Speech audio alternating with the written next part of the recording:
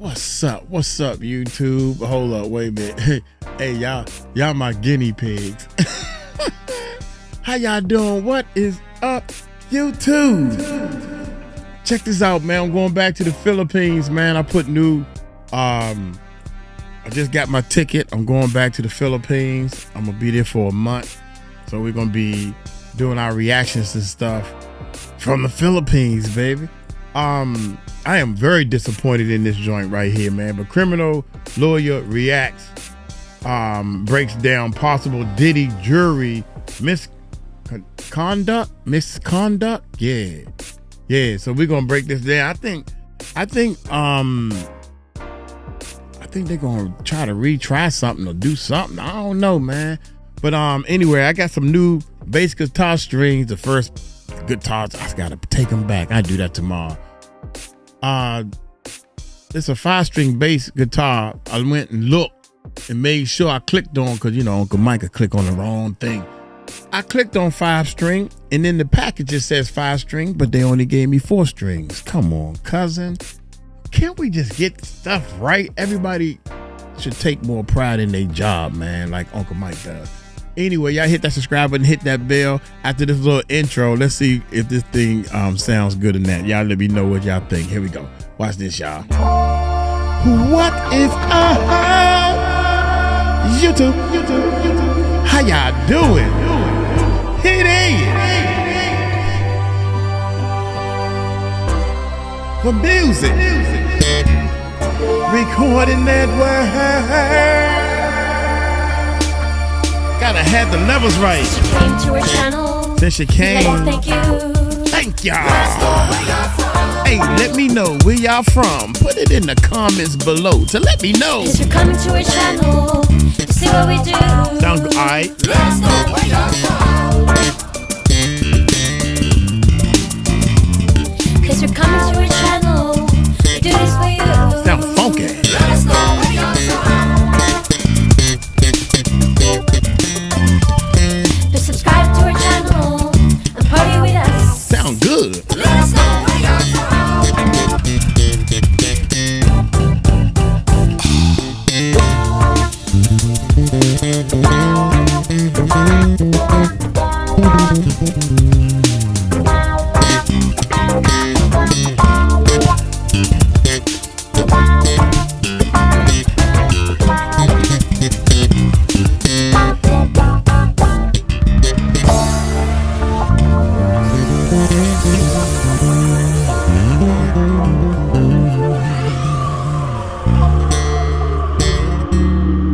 I like that ping. That ping.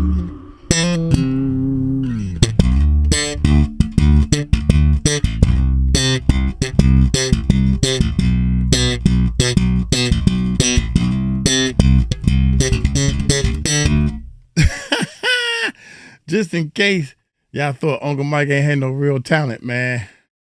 This thing whipped me. I was gonna try to sit down and play, man.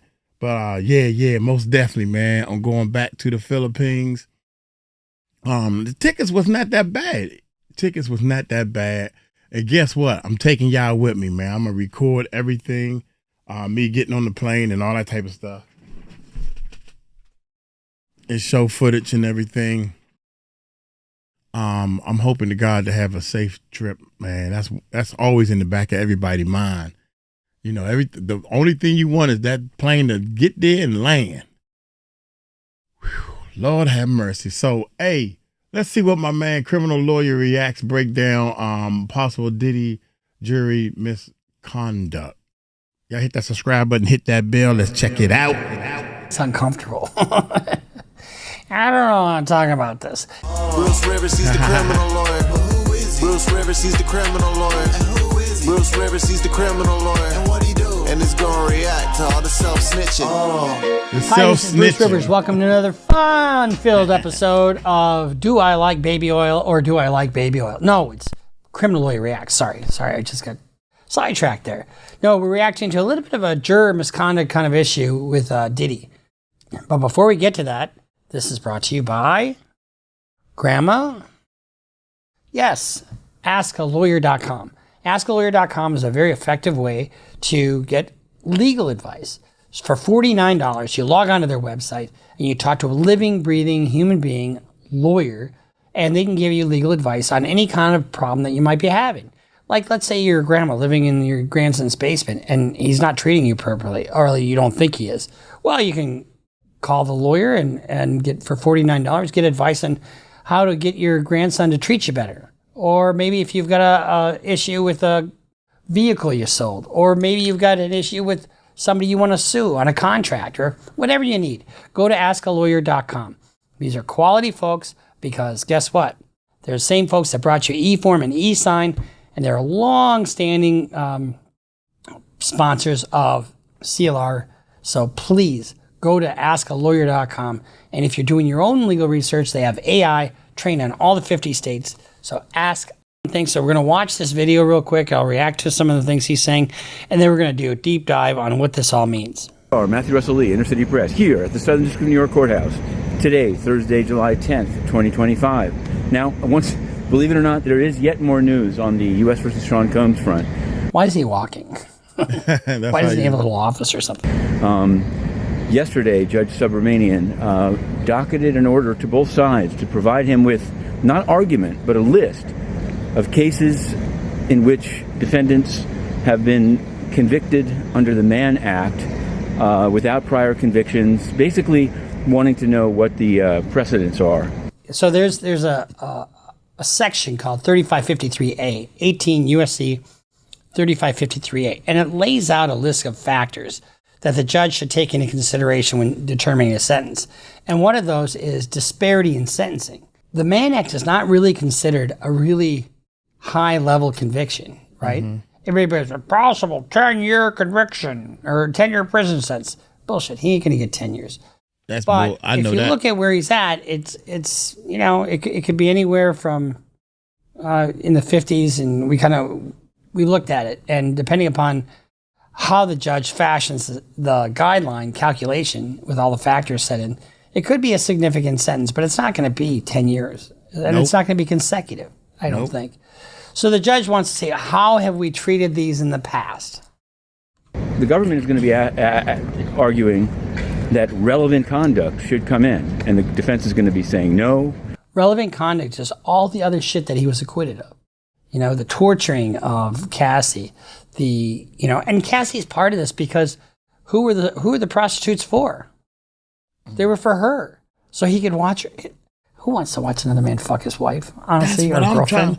Not me.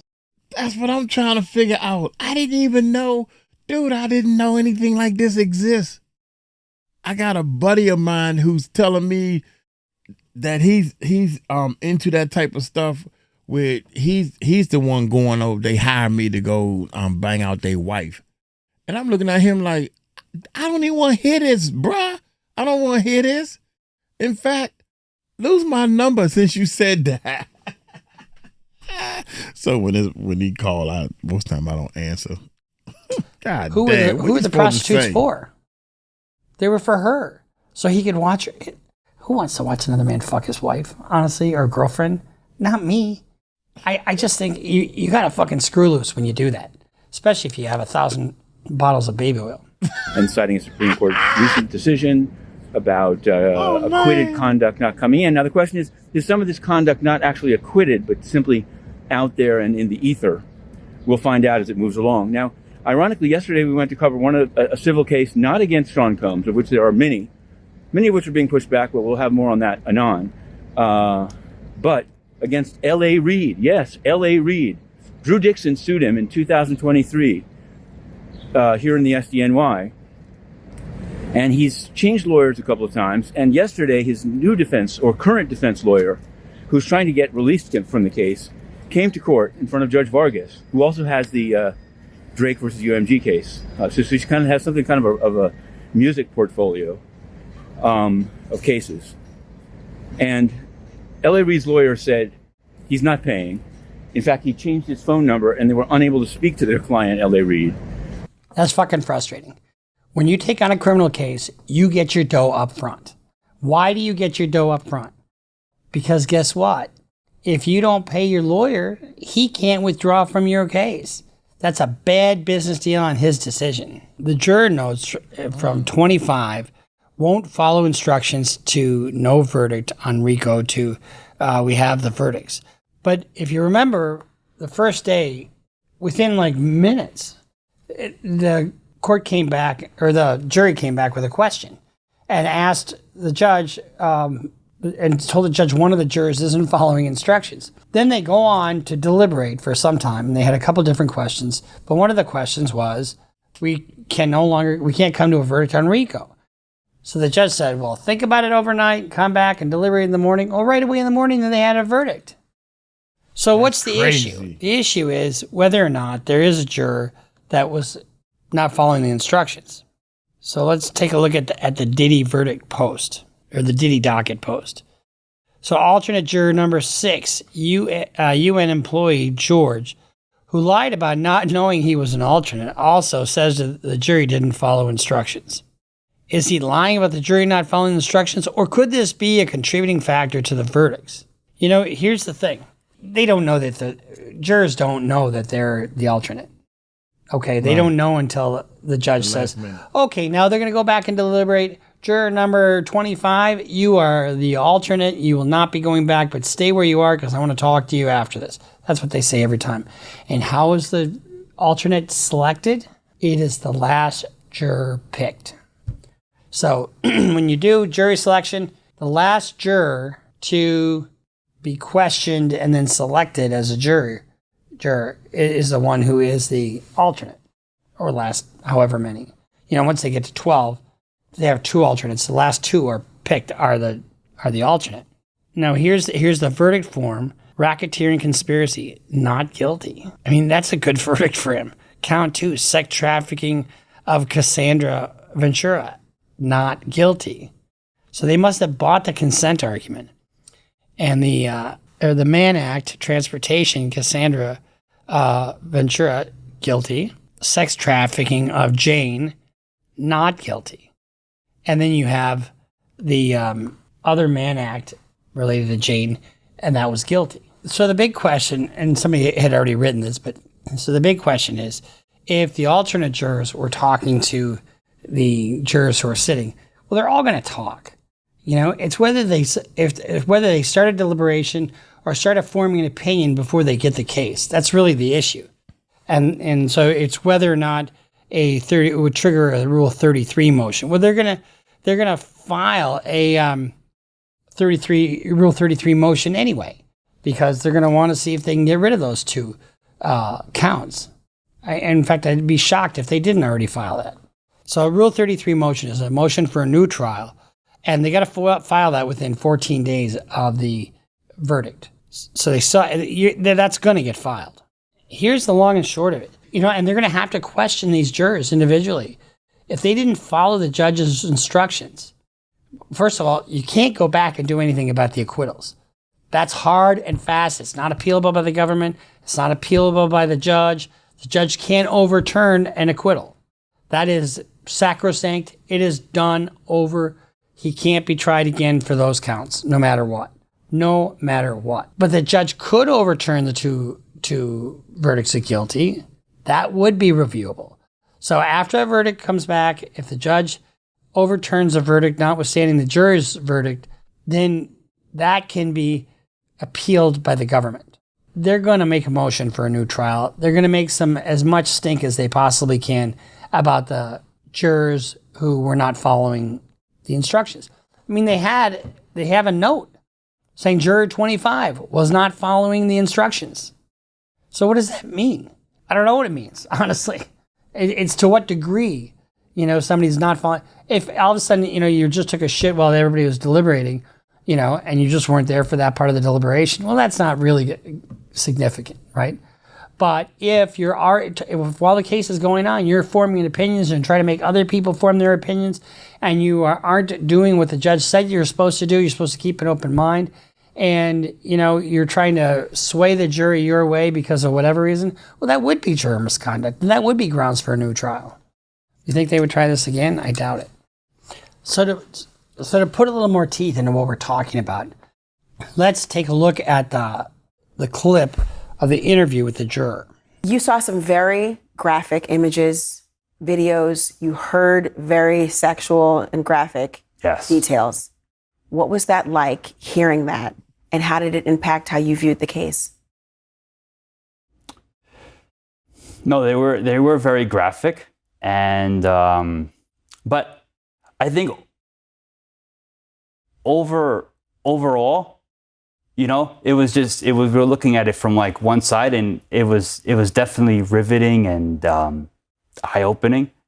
What did you see on the videos? You know, the press wasn't able to see it in real time. Yeah. No, I mean, they were showing some of the. Well, I mean, there was both the freak offs and hotel nights, as they were called, from both of them. But it was. Were they showing those videos? They showed, well, again, you know, the defense and the prosecution showed different clips, so they were very selective. Like the prosecution was showing more, you know, just Cassie just sitting around. The defense showed that. Defense showed that, yeah. Just her sitting around not engaging in sexual activity. Yes. The prosecution, when you had to have your headphones on and otherwise, what were you seeing then? There was sexual activity, but I mean, it wasn't really. Was it force? No, it didn't seem force. It was. Damn, he finally said something.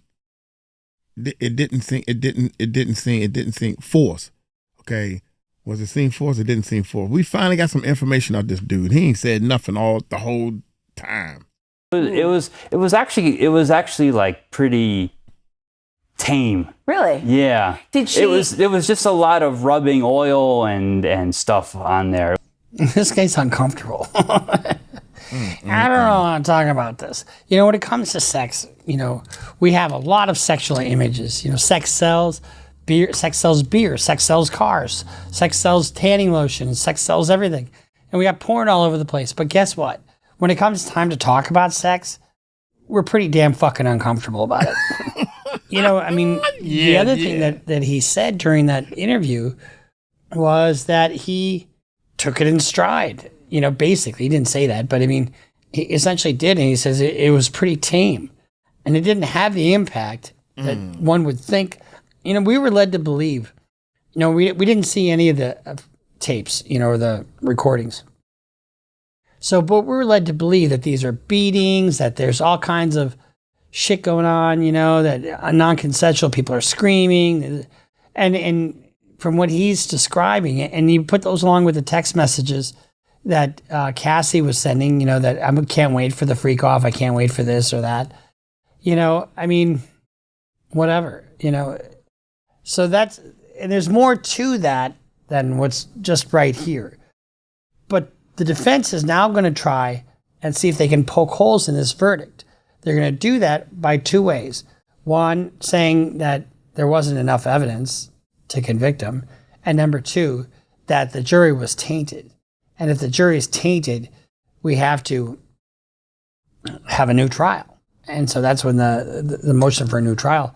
But they have to do that within 14 days of the verdict. So that'll come up pretty soon. So we'll see.